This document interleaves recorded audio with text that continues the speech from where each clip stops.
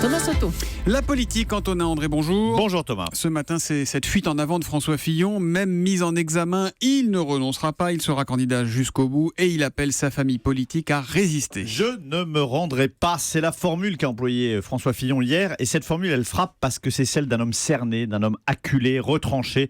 Je ne me rendrai pas, si par miracle je m'en sors, vous vous en sortirez. Si comme c'est le risque, j'y passe, vous y passerez avec moi. François Fillon, en fait, fait basculer l'élection présidentielle dans une dimension inédite en faisant de son sort personnel l'enjeu central de la campagne.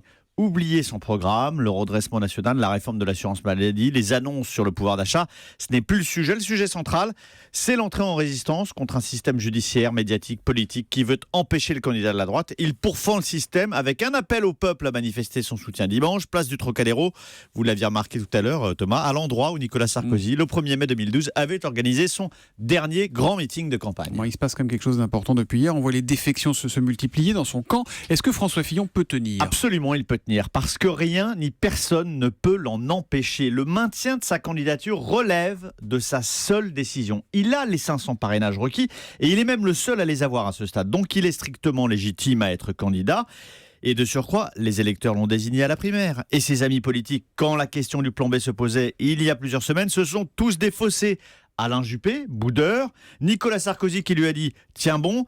C'est trop tard, il n'y a pas de plan B. Donc oui, il peut tenir, malgré les sifflets, les casseroles, les défections de ceux qui étaient les premiers à se rallier au soir de sa victoire et qui sont les premiers à le lâcher.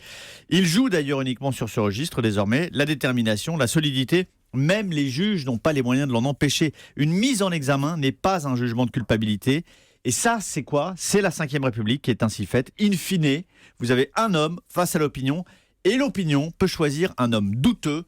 Mitterrand l'avait théorisé dans un livre, Le coup d'État permanent, dès 1964. Et en toute proportion gardée, c'est la même défense que Patrick Balkany quand il avait des soucis judiciaires et qui disait ce sont les habitants de Levallois qui tranchent à chaque élection. Comme vous dites, toute proportion gardée. Toute proportion gardée, on est d'accord.